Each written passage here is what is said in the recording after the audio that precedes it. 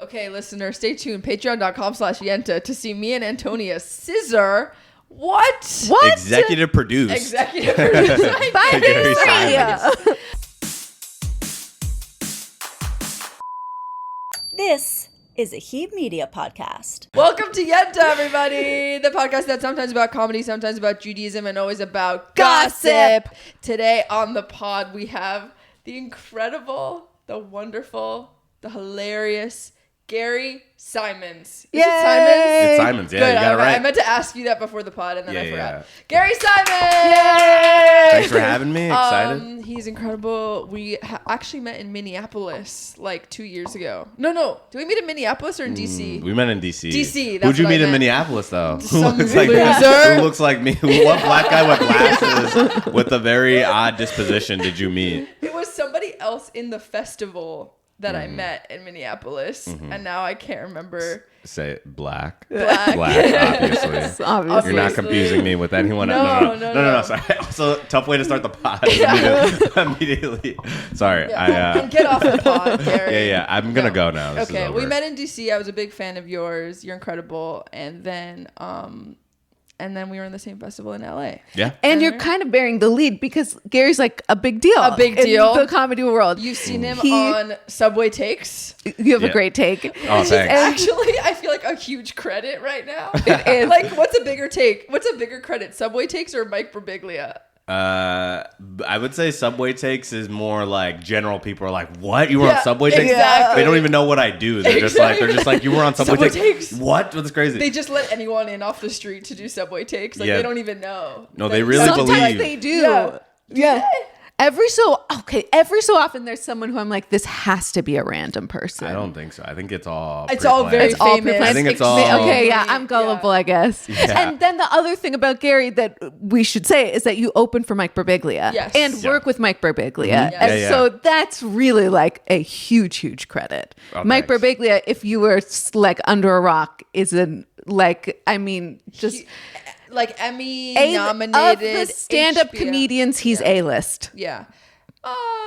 Would you say that?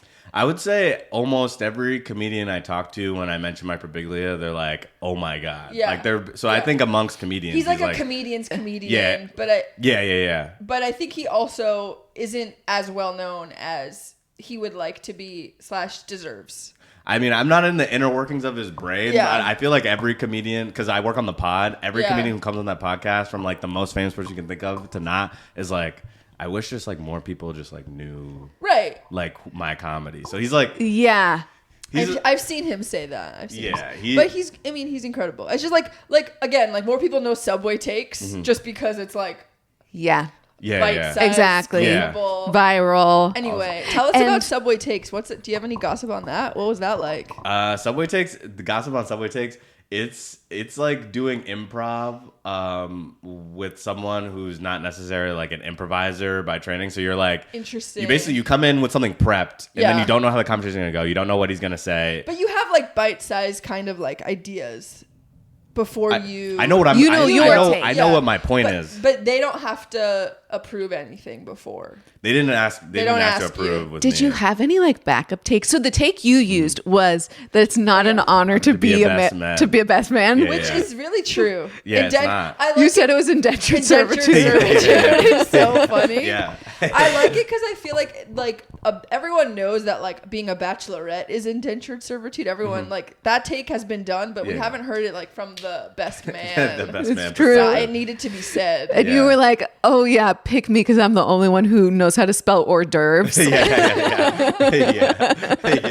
Well, it was real. I remember I was best man at my best friend's wedding, and it was just like I ended up helping him move like the day before the wedding. He hadn't moved out of his apartment because he was trying to do a whole like, oh, we're gonna move in together once we get married type of thing.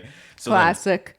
Yes, that is what That's we what Ray did. Weird. So it's like you move. So it's like I was helping him pack up the day before. Like it was all these things that just became my responsibility because I was best man. And it's like I would do it for him because he's my friend. But it's also this weird like the title is like you're now your best man, so it's you. Yeah. It's It's true. you.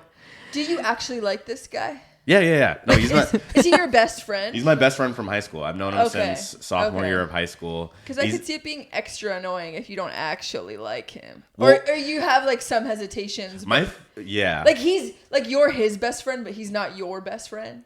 You know I would that? say, yeah. I get what you mean. Sorry, I didn't mean to cut you off. I feel like I would say, yeah, he's my best friend. I think the concern is that the doubt that's in my head, like when I think about it at night, I'm like, did he only ask me? Like, am I his really good friend and one of his really good friends? But he asked me because he knew I could handle the task. Oh, that's so real. Which is what people Which say is- the honor is. Absolutely. Is that like you can handle the task. It's like that's not an honor, like bro. you're not actually Yeah. his best friend. Yeah, he just yeah. knows you're the most responsible yeah. of his closest friends, and that tracks. You do the best spreadsheets. Yes. And that's it. Yeah. It's like everything about being involved with a wedding these days.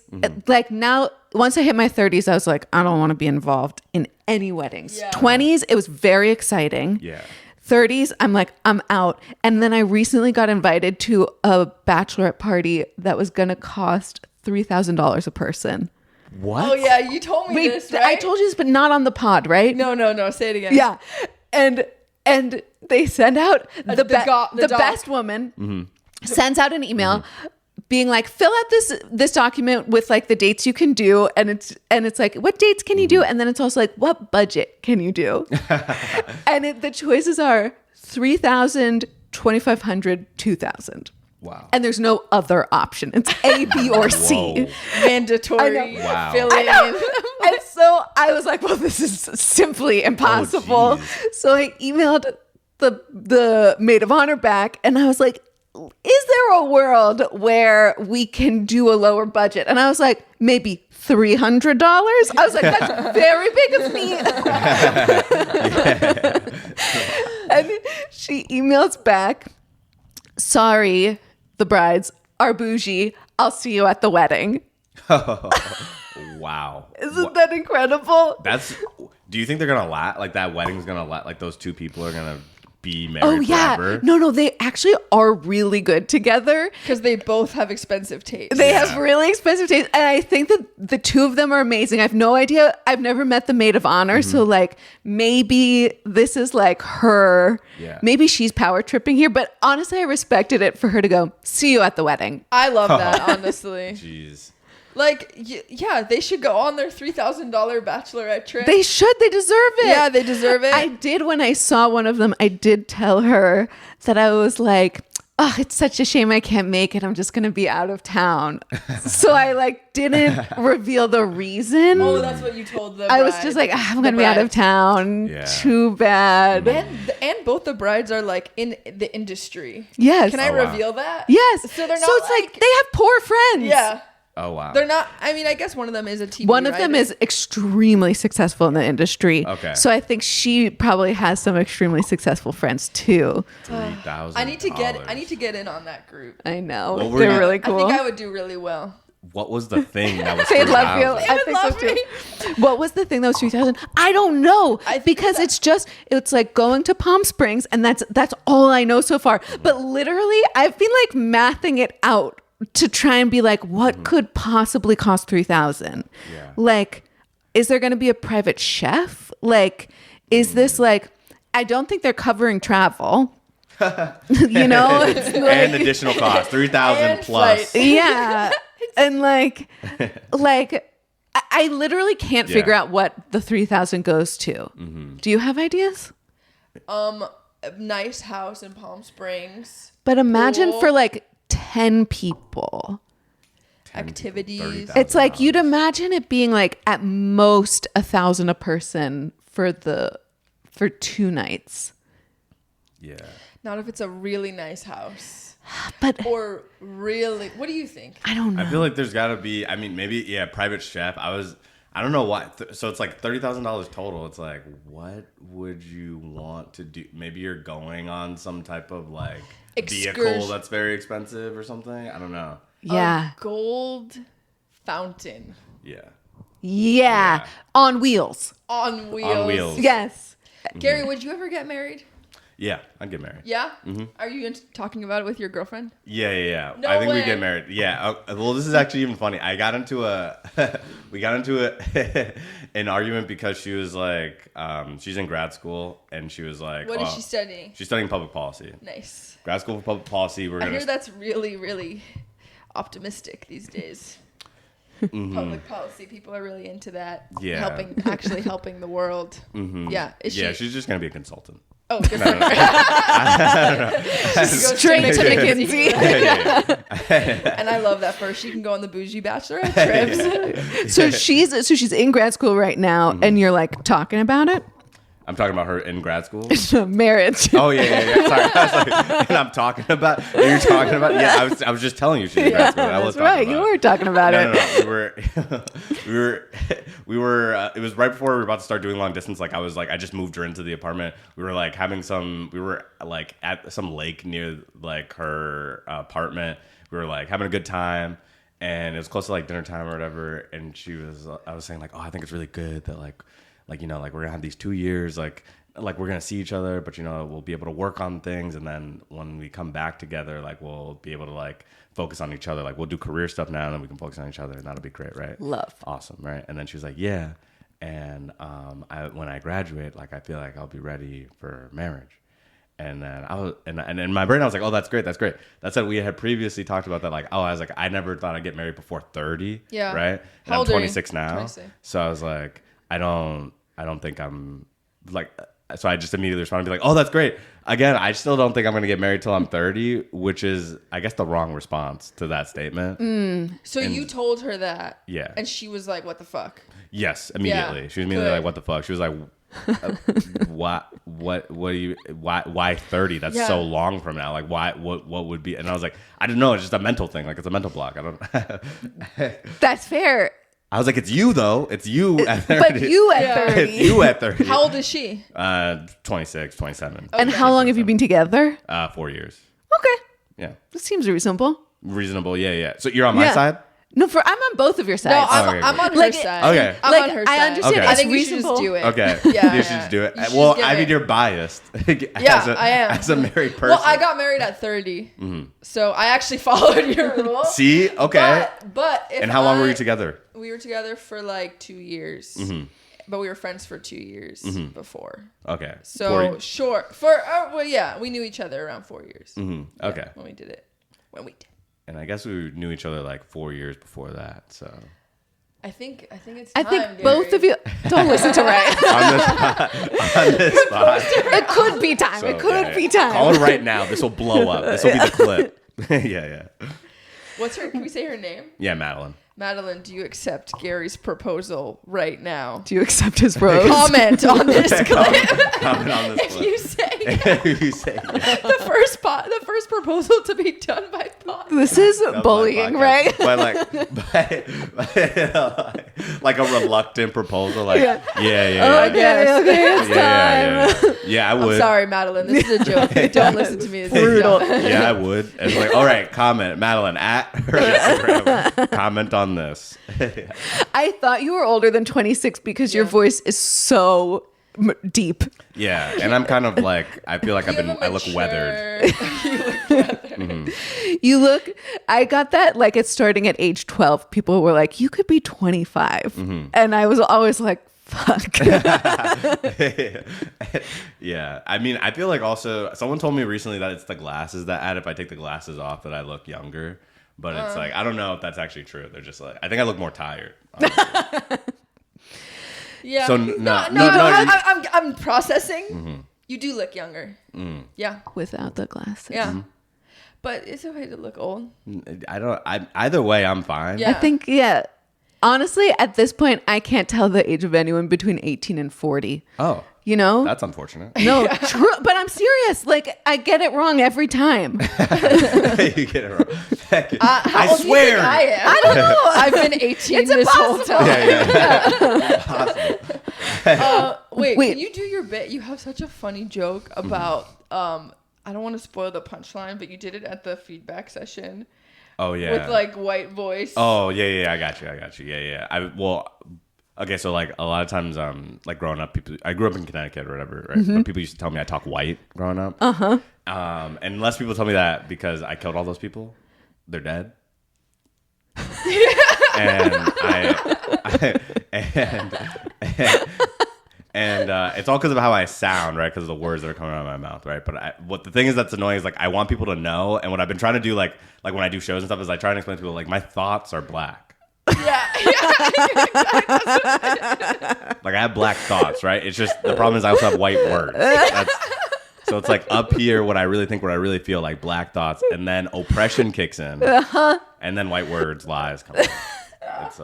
That's such a good joke. Yeah, it's real. No, but then do the rest. Oh, do the rest. Okay, yeah. And so you have different combinations of it, right? So like I have like black thoughts, white words, but you have it worse, right? You could have white thoughts, black words. That's like Jack Harlow. Also, there's like Chet Hanks too. Like he's got white thoughts, Jamaican words. Yeah. That's good. And then you have even worse than that. You could have white thoughts, white words. And there's people in this room with white thoughts, white words. But a famous example of white thoughts, white words is Candace Owens is a famous example of white thoughts, white words. Because up here she'll say like I hate black people. Like she'll think I hate black, and then she says I hate black people. That's a through line. That is the Candace Owens thing is so fucking funny. Yeah. I did that at a show last night, and the audience was like a very woke crowd. Like I just said, Candace Owens was like, the whole time I did that. Wait, where was your show? It wasn't the Crow. No, it was outside the festival. Okay. Oh, yeah. Wow. I can't believe you did that. Mm-hmm. Where was it? It was at the Night Temple. This comedian Megan Chabona runs a show called Generation X, and she does it in LA and also in New York, and I'd done the Brooklyn one in New York, and then I just did the LA premiere show. Nice. And then I tried that bit out there, and they were too woke for they were too woke for that bit. It's so good. It's so funny. Oh my god. Wait, can we talk about like how you wrote the bit? Because I normally feel like comedians are terrible at talking about process, but you of all people I can nerd out about that. Amazing at my it. 40-year-old disposition yes. can nerd out about the process. So I mean, with that bit, it was this thing that I was recognizing. I feel like when I was doing shows or like and stuff, like even like when you do like audition sets or like when you're just doing shows at certain clubs or whatever, and you feel like people have a thought about you that you're not acknowledging, or you feel like there's some layer that's holding you back. Like sometimes I would think like, oh, like it's this whole like, oh, black guy kind of acts white thing, but like I was like, I don't subscribe to that, in that like I don't like the behaving white isn't something that I'm trying to do or lean into. It's just something that's naturally occurring that people think, oh, he's doing a bit, he's trying to do whatever. And people talk about like, oh, I talk white, but it was like this thing of like it extends beyond like even the like white voice. It's really about like in my overthinking and all these things. Like my thoughts when I think up here is very chill. Like I'm the guy you want to hang around. Like up here I'm chill. Like I'm my first thought up here. My first thought, my real thought, my not good thought up here. Then there's this weird filtering that I cannot control. And then other stuff comes out, and it's like I hear that's lame. Like I'm hearing it, and I'm like, why can't you just say it different? And I'm like, so then that's where it was like, oh, okay, well the thoughts are black. That's where it starts. It starts up here, right? Yes. And then there's some weird repression, like from being in Connecticut, all this stuff that's pushing it down. That's been trained for years and years and years that I can't do it differently. So then I was like, perfect. And it's like, so it starts with like self-realization, thoughts are black, and then you go into the like examples. And is that just like for you just regular old comedy technique that you're like, well, you got to start with examples? I mean, I didn't start with examples there. Like the early versions of it I was doing like over a year ago, and I actually really resent that version of it because it started with the like my thoughts are black, but it was a very hokey like oh, I'm saying like it would just immediately be like, oh, I have black thoughts. Like I remember someone cut me in line, and I thought it was like, oh, this nigga got me fucked up. And then out loud I said, I'm upset, right? And that going like I have black thoughts, and then saying that, I almost like minimizes the point because it just sounds like, oh, I talk like sound black and then sound white, which is like we've seen that 100 times before with people. So I'm like, so it became like, okay, you need to extend out the bit. You need to actually really get into it. And so I was like, what are the different components? So I used to be like, okay, what's the count? I have like on my wall, I have like different like exercises to go through. So I'll be like, what's the counterpoint to what I'm saying? So there used to be a version of the joke where it was like, what would someone say in response to what I said? And they'd be like, code switch. I'd be like, talk one way. Some people talk a different way with other people. And then I used to have a bit where I'm like, they say code switch, Gary. Talk one way. Some people talk a different way with other people. And then I'm like, the code is corrupted. Like I can't talk any other way. Right. And that does like so, right. But I had that in the bit. And then I was like, okay, what's another thing? What's it look like? What are the other examples? And that's where the like, oh, like you can have combination. I'm talking about combination. So it's like, and so I went through all the ones. So I used to be like, you could have white thoughts, no words. And then I had Helen Keller and then I only did like, okay. Right. So I was like, so there's these longer, yeah. So there's these longer aspects of the bit that like Killed in this room. Yeah. yeah. I feel like that's like a tag. Like that's like almost. I don't know. The cancer is just so funny. Yeah. But like to put it at the end is all like the white thoughts, no words is like real. I wonder how it would do after the Candace Owens. Yeah. I'm also like, I'm obsessed with this list of exercises. Oh, yeah. That you have. Yes, Yeah, what are what they? those are. So it goes like off the top of my head because it's on the wall, so I don't necessarily memorize it. I'll just look at the wall, but I have a note cards on my wall, and it'll say like, in the middle it'll be like, what's the feeling? So that's the core thing. So like whatever the idea is, whatever the premise is, whatever, it's like, what is the feeling that I'm like that's on my mind? And then it's the other aspects are like what's it look like what's the most vivid aspect that I can describe of this? So it's like trying to force an act out a little bit. Like it's like, okay, what is this? What do I see when I think about this? It's like, what is it'll be like, yeah, what are the counter arguments to it? What are the good things about it? What are the bad things about it? So I used to be like the pros and cons of black thoughts, white words. So I used to be like, sometimes it's good. There's good situations and bad situations. It's good with my girlfriend's family because she's white, so they understand me. Yeah. And then it's bad with my family because they're like, talk normal. And I'm like, I can't, right? And it's like, and you do that exercise, and it's like, even in this room, right? It's like, that didn't necessarily land hard. And when I was doing it at Mike's and stuff, it wasn't landing hard. So you just cut that out. But the exercise is to get you to expand out and be as like robust in the bit as possible, and then cut down what's working, because people aren't gonna be like, because you're not, when you hear me do that bit, being like, well, you should talk about code switching. You're just like, oh, that's a funny bit, it works. Yeah. No, where you landed is way more interesting and original. Yeah. Thank you, I appreciate that. So I love that. Me I too. also love what you were saying about people having thoughts about you that you're not acknowledging yet. Yeah. That I've been really wrestling with right now. So how did you figure out like how people perceive you? Well, I mean, it's a slow process. I feel like none of us fully understand how people perceive. There's things I'm probably not perceiving about myself right now that you're like, clearly you need to talk about that. And I'm like, I don't know what you mean. But usually it comes from like, there's something that is constantly happening over and over and over, and like, that's then forcing me to being like, oh, I feel like I need to talk about that in my material. And through that exercise of forcing myself to talk about it, it helps. So like the first probably big example of it was like, I have a bit about overthinking where I'm like, I'm an overthinker. If you know someone who's an overthinker, don't tell us we know. And it's insulting to think that you would think that we haven't thought that we're overthinking it. Yeah. And we're not laughing because we've already seen the bit, and it's a really good bit. I know that. I'm also rushing through it. I'm at no point trying to give service to this bit, but that bit came from like, I had other bits that like people would be like, why would you do that? Like when I tell a story and they're like, why would you do that? And they're like, seems like you're just overthinking it. And I was getting annoyed with like, no, I'm trying to tell you, like, I overthink a lot of things. And then it was like through the exercise of like, how do I explain to people this feeling or this thing that's going on?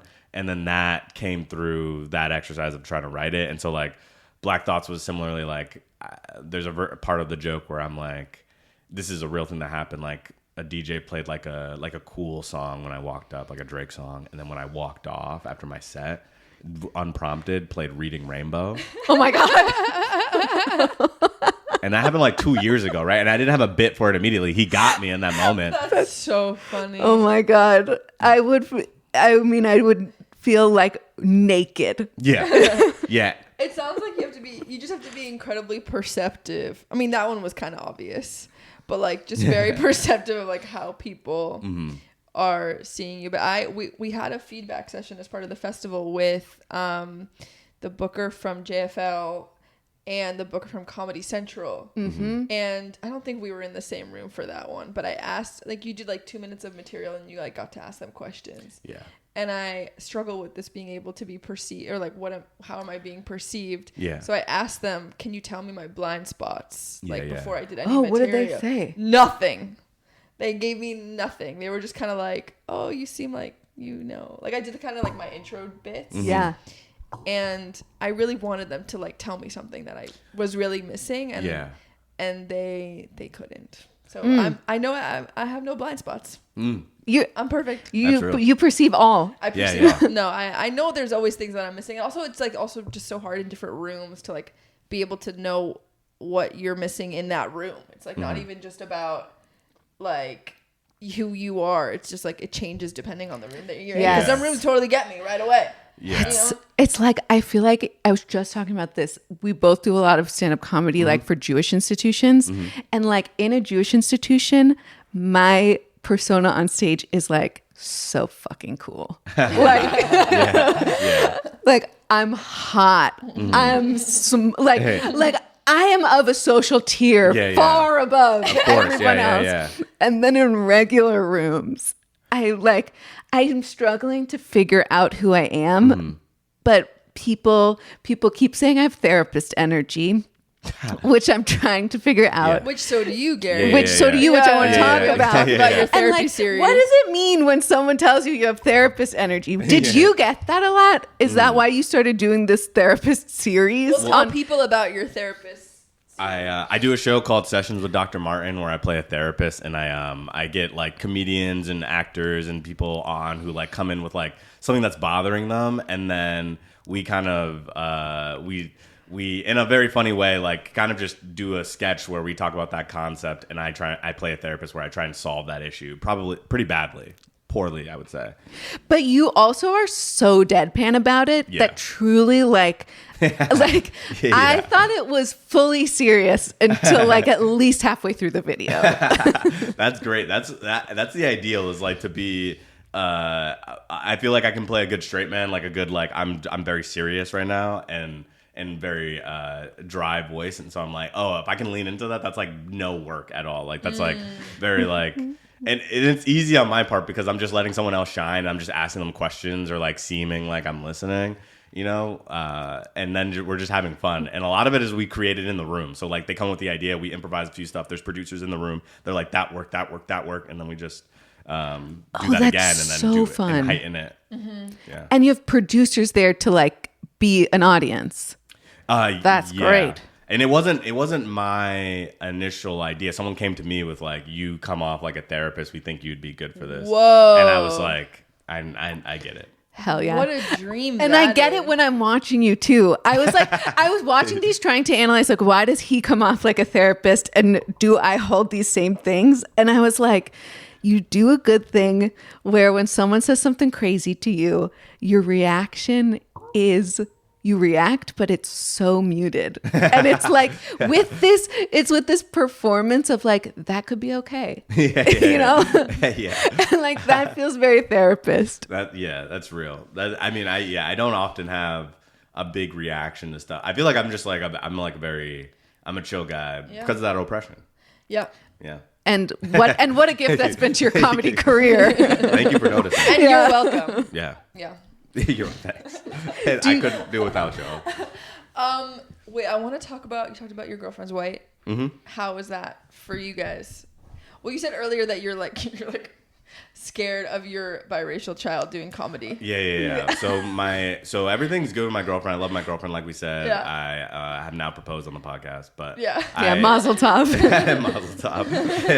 And there's a clip coming out soon, but and it's good. It's like I want to have kids with my girlfriend, and I'll love that kid no matter what. That said, it will come into question if they do comedy. If this biracial child does comedy, I will do everything to crush their dreams. I will, whether I have power or not, I will be a gatekeeper to this child. What do you have against biracial children doing comedy? I have nothing against biracial children. I have nothing against people doing comedy. The combination of the two, it's very rare. I would say 1 out of 1 billion biracial comics don't do something that I think is incredibly offensive to both races. I feel like they find a way to be a disgrace in both capacities. Like you know, name people. Name people. That won't be happening. That will not be happening. But I remember I'm trying to think of like a specific joke I remember someone doing. I remember I saw a video of someone calling their father who was black to be like, I can say the N-word, right? If my child did that on that call, I'm gonna be like, hold on, I'm gonna merge the calls with my lawyer. Can I disown him? Can we change his last name? Take him out of the will. I was like, I will abandon the family, and then you'll have some stereotype to talk about, bro. Like it's ridiculous. Like it's. And because it's this thing of like, like I don't know, like I feel like I'm not fully black or I'm not fully this thing, but and then I'm like white, but I'm not fully white. It's like, shut the fuck up. Like genuinely that dilemma is not a real dilemma other than like in your head. As much as I'm an overthinker, as much as I overthink shit, that's in your head, bro. Like, and it's like shit. People don't like people for different things. I'm black. People then say I talk white. What am I gonna do? You know what I mean? You don't hear me? I guess I am. I am talking about it. I am talking about it on stage. I am constantly every night talking about it on stage. But it's okay because I'm fully. Right. Because you do it in a cool way. Yeah. This makes me think of like someone once asked me like, how do you make jokes about like being depressed that don't just make people worried about you? Mm-hmm. And I was like, I think you just have to have a good joke. Yeah. And it's like that. It's like, I think you just have to have a really good joke. If they did it in a non-hacky way. About whatever then you would be okay oppression, whatever inner turmoil you are mining for jokes, which is the entire point of comedy. Yeah. If you don't mine it well enough, then you're not allowed to do it.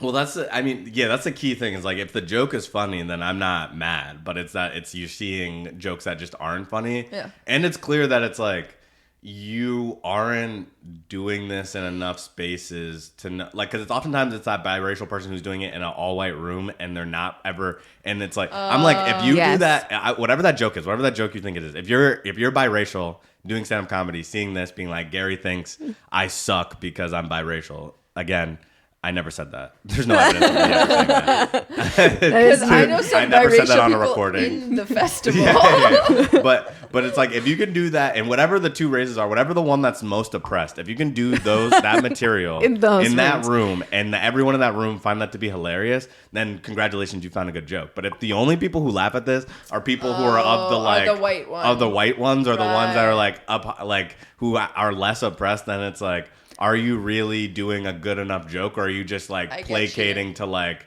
Because it's like oftentimes it's like a white open mic where I'm like, bro, like they're laughing just because they like it's not actually. They just never heard someone say that before. But if you go into a black room, many people have talked about that. Yeah. This is, first of all, that's such a good rubric to be like it has to work in both rooms. Yeah. And it reminds me of Jewish comedians. Like I went to this like festival of Jewish comedy, and everyone who attended was like a super Jew, you know, like they were like, there are plenty of Jews who go to comedy, but that they weren't those Jews. They were the kind of Jews who would only go to a Jewish comedy show, you know, and like nerdy Jews obsessed with like Talmud. Yes, or like very Orthodox, where they're like not willing to like go to other things, you know. And they had on like about half the lineup were comedians who were Jewish, but like don't really do Jewish material and don't really like hang out with Jews. And they kept bombing because these audiences were like, what you're saying is so basic. Oh, we're into bagels. Like, get over it, you know? And then the other half of the comedians who were like deep in the community really nailed it because like it was. They know how to talk to that crowd. Yeah.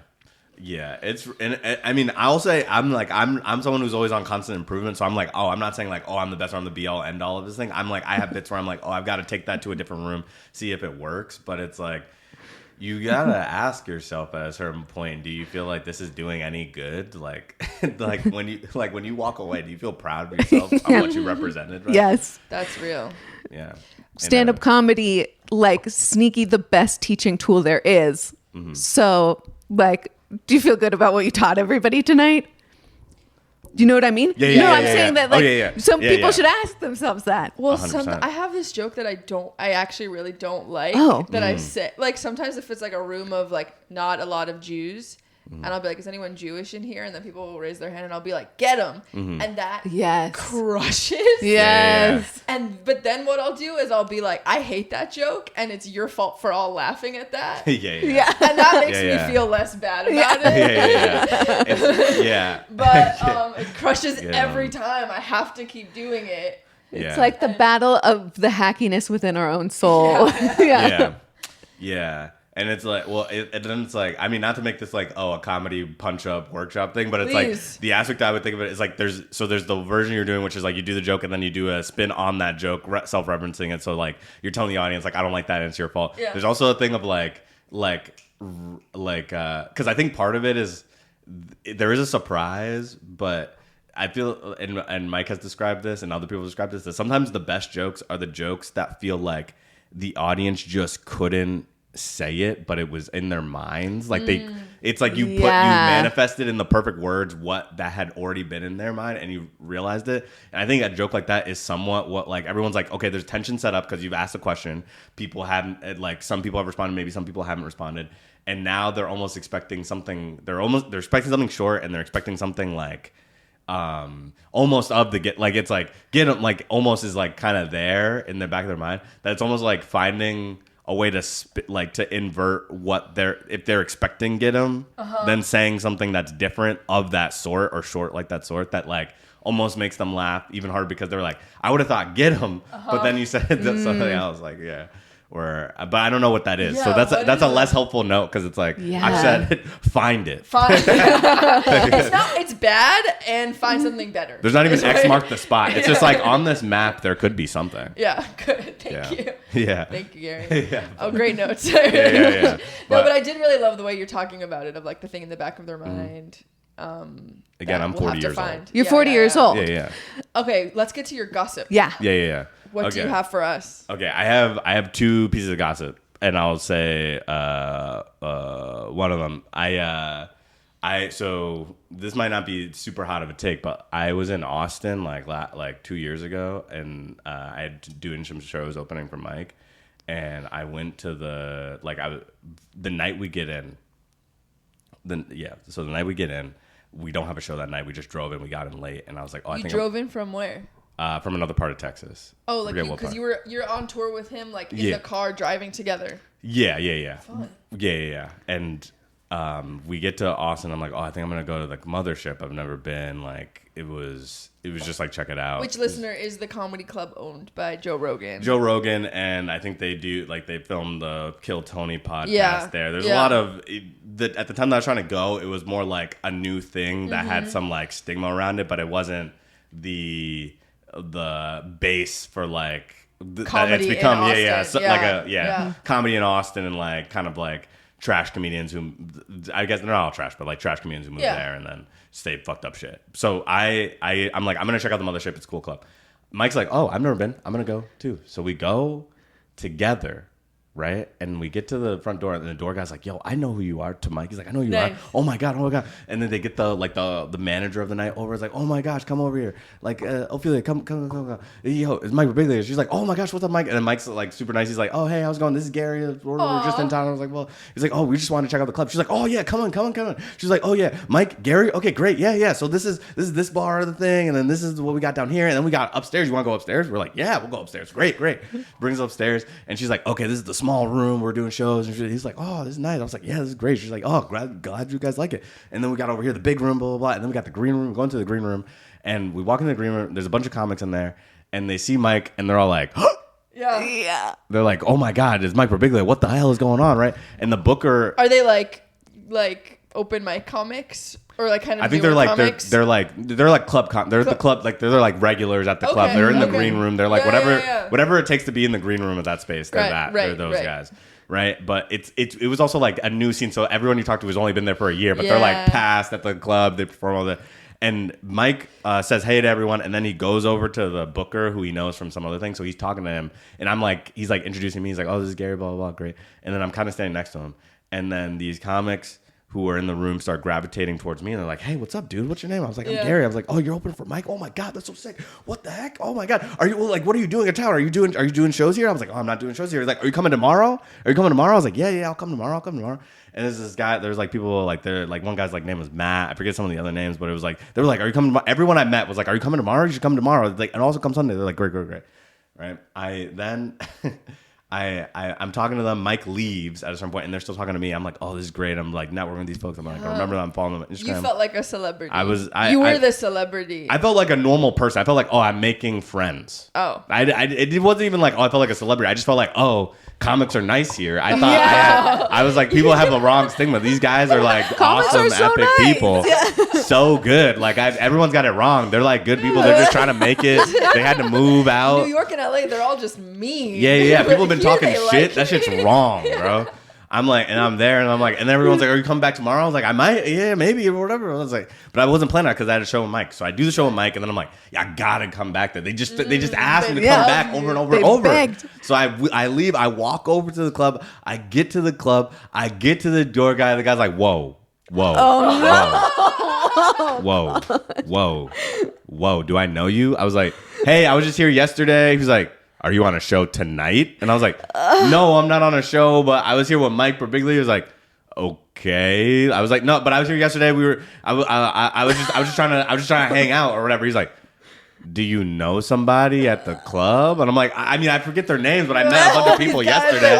Just followed them on Instagram. And I was like, yeah, legit. He's like, and then I was like, I talked to the manager. I talked to Ophelia. That's who I talked to. She said, come back anytime. She said, it's like, you talked to Ophelia? He turned around and he's like, see, and Ophelia's in the back. He's like, Ophelia. And then she's like, she signals for that door guy to come over to her. And they talk like, what's, and she's like looking at me. She's like, oh. And she like comes over and she's like, hey. And I was like, Gary. Gary said, oh, okay, yeah, you were here yesterday with Mike. And I was like, yeah. And she's like, what are you doing here? I was like, you said come back anytime. I just came back. I literally just came back the next day. You know how yesterday happened? I was here today. She's like, okay, cool. What are you trying to do? I was like, I'm just trying to hang. And she's like, okay. Brings me in.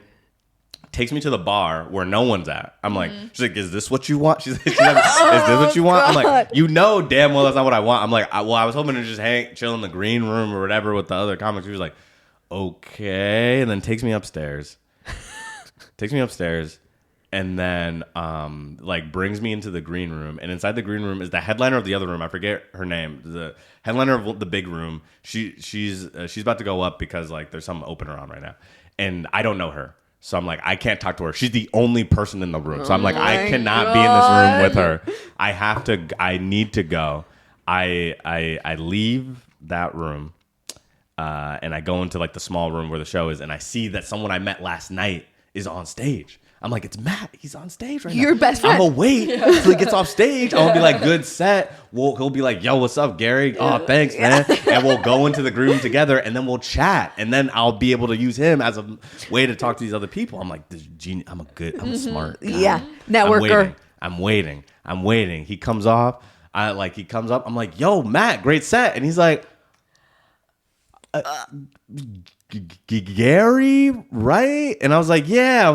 He's like, what are you doing here? I'm like, bro, you said come back tonight. Begged me to come back. You made it seem like tonight. you would at least know that's why I came. Like you would remember that. And he's like, oh, okay. And then we're like walking up to the green room door, and it seems like he doesn't really want to open the door because I'm coming in with him. But he can't say that, so he's just like kind of hesitantly like, oh, okay, yeah. And we walk in, and now in the room, I've only been out for like 5 minutes. The room has completely switched. There's now 3 people in this room. In this room is I guess there's 4 people. It's me, Matt, who's now watching this room, then the headliner from that other room, and then a woman I don't recognize, and then Jeff Ross. That's amazing. And it's clear that the woman who I don't recognize is with Jeff Ross. Like, this is the person he brought. Yeah. So She's Jeff Scary. Yeah. She's Jeff Scary. She's equally young and hot. Yeah. And like, they're like, and so there's 4 people in this room. They're like, oh, Matt, yo, great set. You killed it. I turned the audio on the TV a little bit. You were funny, man. And I was like, hey, I'm Gary. They're like, hey, Jeff. Hey, blah, blah, blah, blah. I was like, okay. And then they're like just talking to him. And it's such a small room. I'm like, I shouldn't be here. I got to leave. Yeah. I need to leave. Oh, my God. That's the most uncomfortable. Oh, my God. I feel this in my bones. Yeah. And then I'm like, and also as context, what I'm, just so you know what I look like, I have these glasses on that I'm wearing. Great I have glasses. about this haircut, and then I'm wearing a button-up mustard yellow like Oxford shirt, and like pants like this, and I have a backpack on. Oh, God. That's filled with like a bunch of shit, just a big backpack. no. And I have it on my back. I have not taken it off because I haven't found a place where I feel safe. Yeah. And I'm waiting. and I feel need like that's to an leave. important detail, Yes. Gary. So You important. should have started with that. If I had it at the back of my head, they would have remembered who I was. Yeah, it's true. Right, but I have this backpack on, and I need to leave, and I want to leave. I've decided I'm leaving. Mm-hmm. I'm not even gonna say bye. They're not focusing on me. I'm gonna leave, right? And then I try and leave, and I'm trying. The door is like. I'm like, this door is locked. Like, I can't get out. I cannot get out of this room. And they're talking, but it's starting to be so long that they're starting to look, being like, what's this? What's this guy doing? I can't. I was like, what's behind this door? And I'm like, it's a pull door. And I just pushed on a pull door in front of roast master Jeff Ross, and then left the room. We all know what they talked about for the rest of the night. They were like, this guy came back on who comes on a Saturday? Yeah. With a And backpack. With And an a backpack. enormous backpack. With an enormous backpack in front of Jeff Ross and his probably now ex-girlfriend. Whoever Yeah. it You is. broke him I'm up sure for I you broke sure. him up. Yeah. Wow. That was incredible. Have you run into Jeff Ross since then? I have not run into Jeff Ross since then. I also have not, I think I DM'd that comic afterwards to be like, oh, thanks, blah, blah, blah. It never responded to me. Yeah. None of those Well, one of those comics did respond to me. It was very nice, but none of them other did. And then the next night I came back for the open mic and then bombed my ass off. Oh, And, no. Came back to my hotel room being like, I think I've got 8 months before people find out that I'm a hack and that I suck. Sure. And it was my birthday. No. Oh. Yeah. It was? Yeah, really legit. God, this is such Wait, the day that you What a bombed at the mic was saga. The your day I birthday? bombed was so it was just This was the leading day up. before your The day birthday. before Did my you birthday. tell Mike that this was happening? Yeah, that's a I've good told question. I think he doesn't like long stories. So Okay. So I could do a truncated That's version of the kind story, of but He hypocritical. doesn't like of him. long stories. yeah, That's he his hates whole them. thing. He doesn't watch his specials, bro. He can't listen back to his audio. He's like, this shit's too He's like, long. this is too long. He's too long, bro. But My girlfriend's he boyfriend. doesn't like long stories. That's the craziest thing I've ever heard. No, it's more like it's He more doesn't like like your long story. He I doesn't think like it's- other Yeah. people's long stories. I think it's more like things are usually. It's usually we're working, so it's there's Yeah. no real reason for him to go through. And long story. also, you're a little bit of an employee. Yeah. And so it's not, yeah. Yeah. Do you feel like an employee with him? At times, sometimes when we're talking jokes, I feel more like a Peer. trusted Yeah. listener, and someone who it's he's willing to hear what I have to say. And then there are other times where I'm this is the job, everyone at some point has to do, you have a role. Yeah. You know? Yeah. Even whether you feel like an employee or below this person, it's you have a role and this is the role that you're filling. And that can be if it was if I was a producer on this podcast, you probably would ask me things at times where I'd be like, well, I do work for this thing. No matter what, it's not about friendship. It's about that's your role. So Yeah. And what do you think of this production as a producer of podcasts? Because we are the producers. Oh yeah, what do I think? We are the producers of this podcast, and it's being yeah. produced very well, in my opinion. This is on record. Yeah, this is on Oh, record. great! Yeah. Perfect job. This is your So job you interview. do this, yeah, for real. But looking I for love a to talk to you more producer. off mic and stuff. Yeah. Great job. But off mic. Yeah. Let's Gary- chat. That was a perfect piece of gossip. That was really great. And cool. and it's been a absolute joy to have you here. Okay. Yeah. Other than all the terrible feedback you're about to give us off Oh camera. yeah. Yeah. I have I have a few, when we stop recording, I'll say it. Okay, but okay, I will I'm looking hint. The listeners are riveted. There's no chemistry here. Yeah, No. I know. He's There's no making chemistry. Been working on it. effect. Yeah. I Because mean, it's it- a gay There's because you podcast. guys should If you- start scissoring, and that would make the chemistry Oh, actually, better. you know what? Yes, yeah. That's the type of content, especially if you have a Patreon. You can Yeah, totally That's the Patreon. It's easy Patreon content. easy on Patreon. Okay, listener, stay tuned. Patreon.com/Yenta to see me and Antonia scissor. What? What? Executive produce. Executive producer. By Gary Birbiglia. Thank you so much for being here, Gary. Anything you want to plug? I am gonna be in Durango, Colorado at the end of April, headlining there. So any Durango listeners, love to have you at the show. Yeah.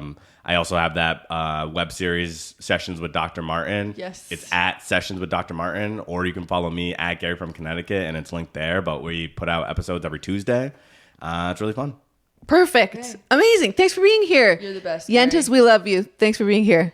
Bye. Bye. This is a Heeb Media podcast.